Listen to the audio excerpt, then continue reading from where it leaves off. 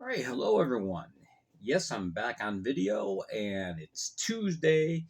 At least I'm pre-recording for Tuesday. But anyway, yeah, we got some news and notes to talk about from around the league, and I'm about 85%, so the voice is getting better. So hey, why not? Let's do this. Okay, so of course the really big news. I announced it. Actually late Sunday. Yes, it was initially announced by Justin Barr on the YouTube stream on Sunday evening, and the game between the SeaWolves and the Dashers. That yes, hockey was returning to Biloxi for next year, and what he said was, um, yeah, he had it on good authority, and there will be hockey. There's some legalities, and the who and the when and all that kind of stuff needs to be figured out. Okay, so that's what he said. So then later that night, checked in with Scott Brand, the GM. He said, "Yep, we are back," and he said there are some details that he needs to shore up, and just get everything all official. And then the goal right now is to open up season ticket renewals on April 4th. That is the plan. Um, excuse me. So, yeah, the Seawolves are coming back, and that is really, really good news. Not just for Mississippi fans, but for the league. Yeah, this was a market that the league believed this could work, and we saw indications in the first year to a year and a quarter that yeah, it was working out, and then a lot of internal things happened, and those have been fixed now. We've got new personnel, we've got new ownership, we have there's going to be new CEO and all that kind of stuff in place. Those will be announced at a later time. But nonetheless, it's a great market, it's a great location. This was really the key to opening up the southwestern part of the United States to the FPHL. So, yeah, really, really good news there. All right. Excuse me. Let me go on to this. Binghamton Black Bears do have their appeals hearing on Wednesday. I'm not going to get into this a whole lot, but I will just kind of briefly address the reason why this happened. Because a lot of people said, okay, Binghamton appealed and got an appeals hearing. Why was there no appeals hearing for the Bobcats? Well, first of all, the Bobcats did not file an appeal. Just the Binghamton Black Bears did. Second, the reason for that is because the way that Dave Jackson handled the situation with announcing suspensions was very problematic. And so, the write-up had to get pulled. And just there were a lot of allegations. A lot of these disciplinary action that was taken was based on allegations and non-actual evidential fact. So that's why Binghamton filed the appeal. Now, I would say the most likely occurrence or result of this is, first of all, Dakota Bond. He was initially suspended for 4 games. That is going to be reduced to 2. I can tell you that with almost full assurity, because there was an incident in which it was authenticated by video evidence of an incident that required suspension. But he was also suspended for an additional occurrence in which it could not be authenticated. It was basically gone on hearsay. So that's going to be thrown out. Okay, I can tell you with about 99% of surety that's what's going to happen. So Bond will end up with a 2-game suspension. All right, Tyson Kirkby, um, currently he was sentenced 3 games. That may be reduced.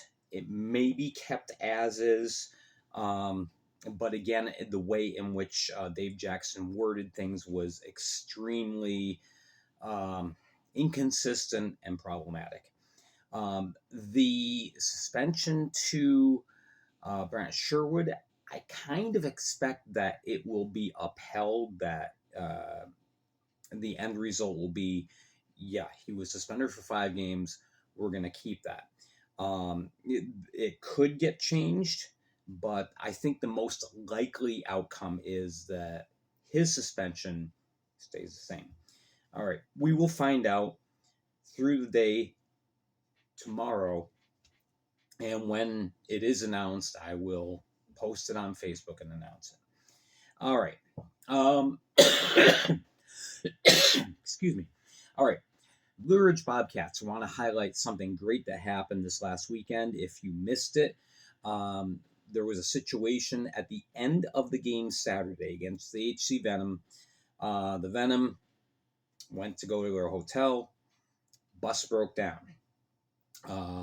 And they were not going to be able to get on the road until yesterday, Monday.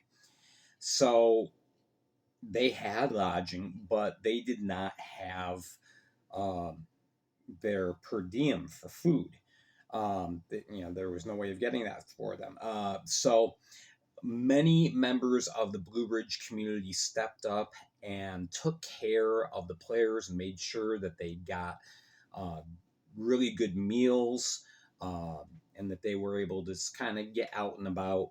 Um, so, that was a wonderful thing that the Blue Ridge Bobcat community did for the HC Venom, make their stay a little bit more pleasant.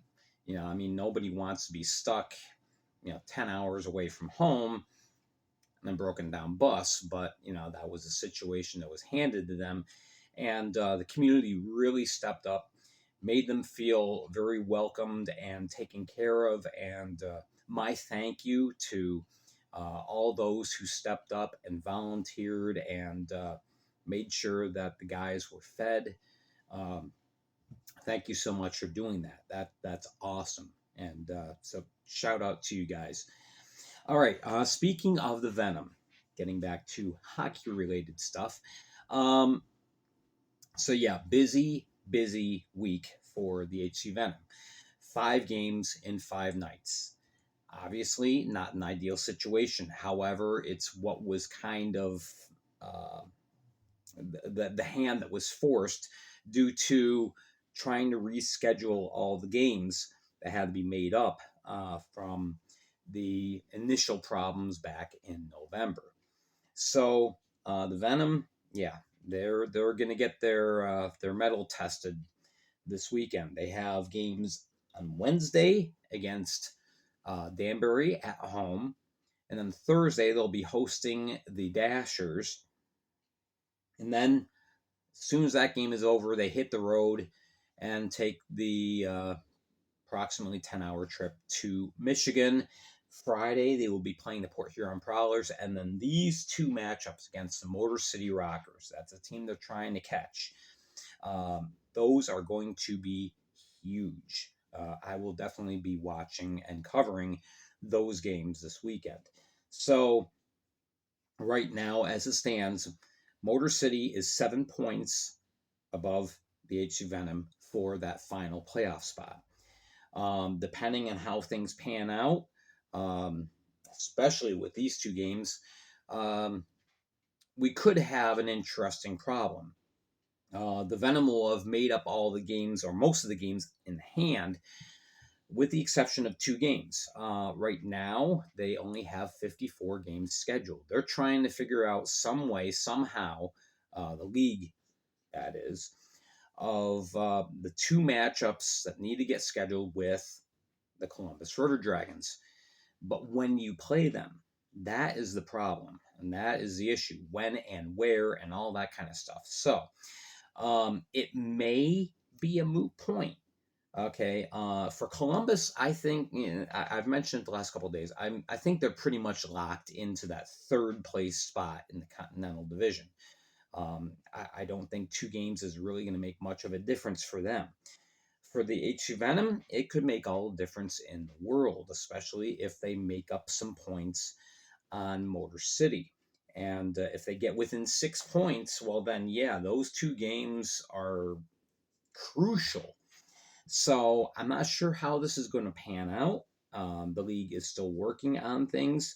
Um, and I'm not saying this is going to be the outcome, or I think this is going to be the outcome, but if the Venom went 0-5 during this week, well, then it's pretty much it's going to be a moot point. But if they win a couple games, it can make things very, very interesting indeed.